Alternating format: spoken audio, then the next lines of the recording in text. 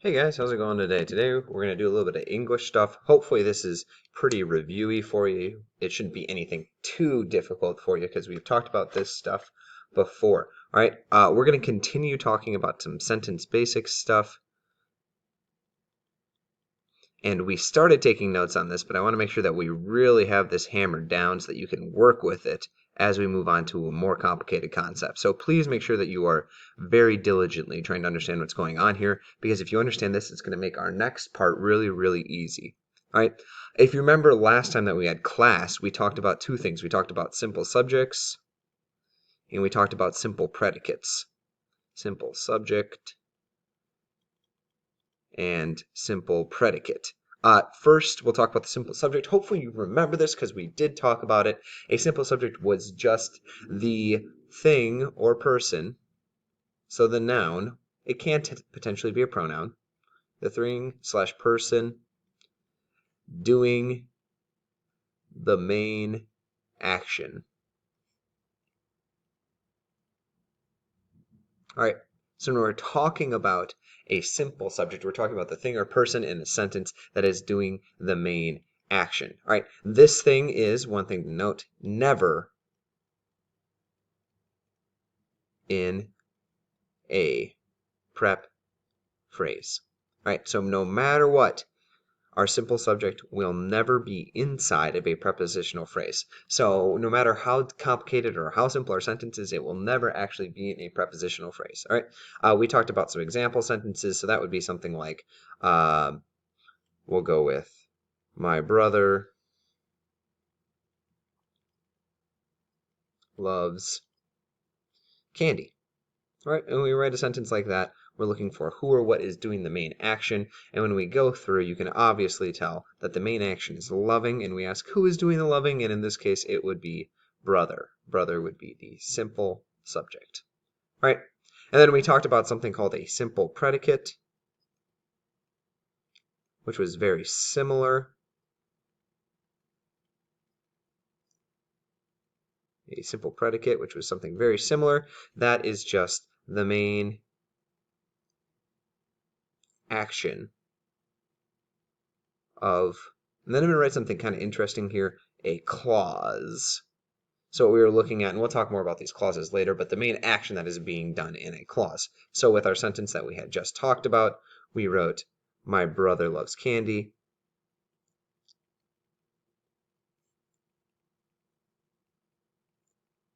Hopefully you can see that these kind of go hand in hand, and we're looking for the thing that is being done, the action. The brother, in fact, is doing some loving in this case. Love would be our simple predicate. All right. Hopefully that makes a decent amount of sense to you. We did talk about that last time that we had class. Now, the next thing is kind of a bigger topic. It's something we call the complete subject and complete predicate. All right. We did talk about this last year, but for some of you, this might be brand new. So complete subject is what we'll do first in the interest of being orderly and logical. A complete subject is just this: the main doer in the sentence and everything describing it.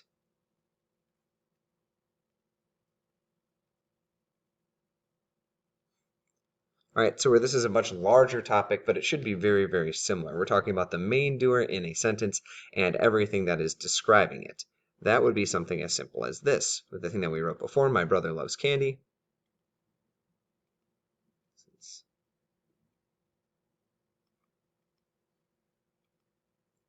EX2. We're talking about EX3 now.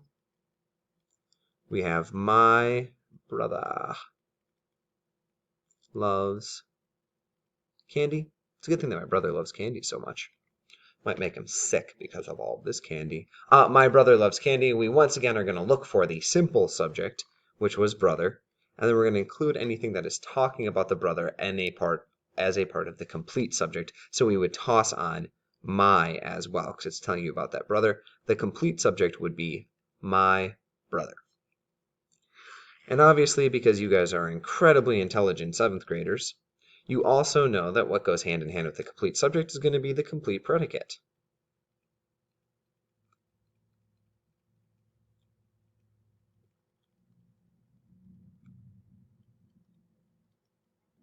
All right, and the complete predicate is, just like the definition above, going to be the main action of a clause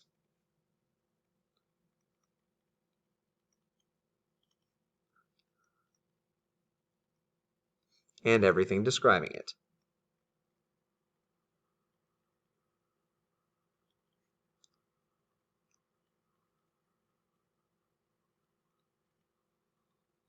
All right. Obviously, we're going to use the same sentence one more time here to give you an idea, and then we'll look at some more complicated sentences. Example 4, my brother, his name's Micah, by the way, loves candy. And in this case, we're going to do the same thing that we did before.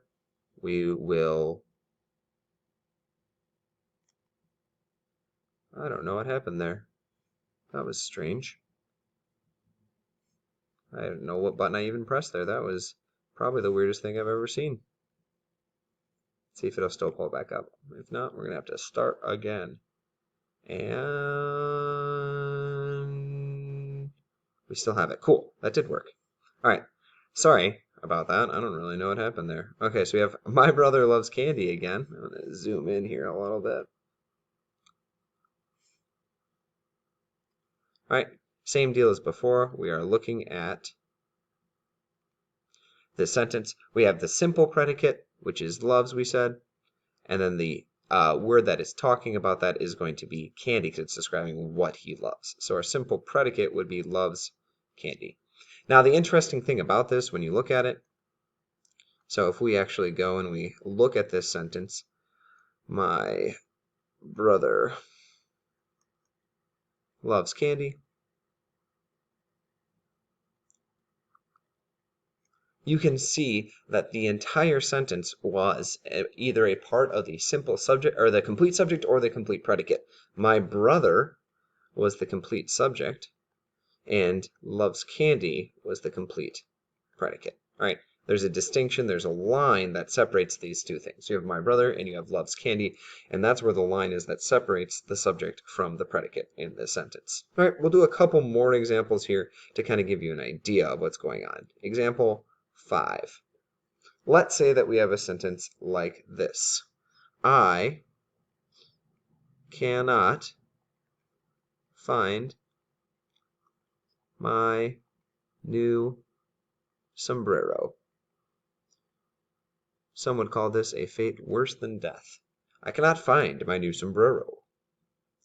Now, if we have a sentence like this, we can look for complete subjects and complete predicates. The first task is to find the simple subject and the simple predicate, because that's going to help us break this up.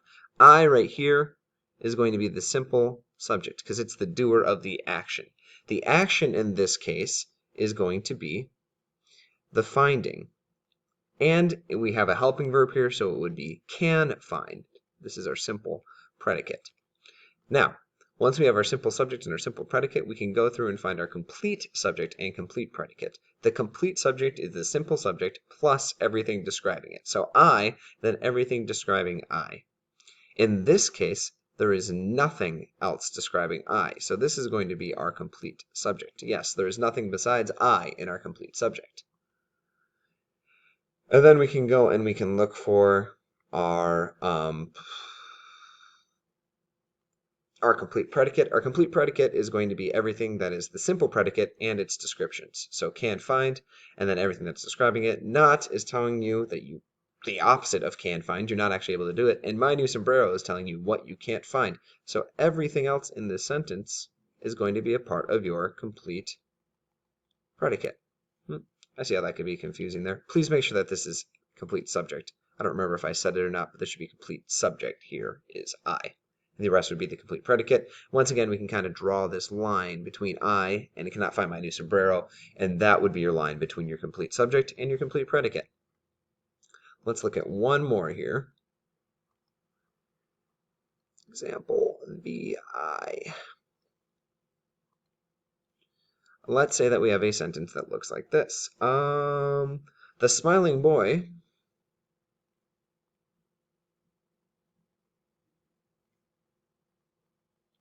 from New York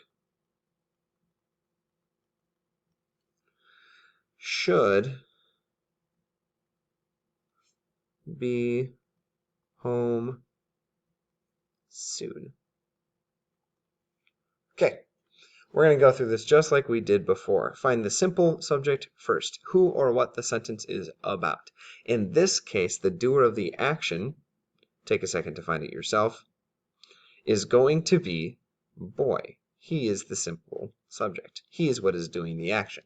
Then our next question is what action is being done?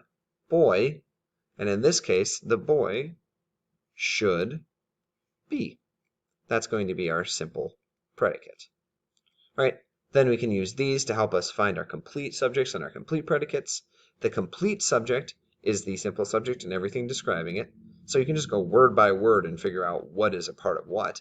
The is describing the boy. Smiling is describing the boy. Boy is obviously going to be a part of it. From New York is our phrase here. From New York is telling you where the boy is from. And then we arrive at our simple predicate. So this is going to be our complete subject. Then we move on to the second part where we look for our complete predicate. We'll start with our simple predicate, which is should be. And then we look at the words home, soon. Home is telling you where he should be, and soon is telling you when he should be. So that would be our complete predicate.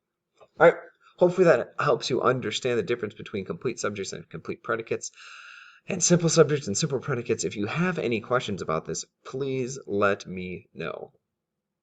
Bye, guys.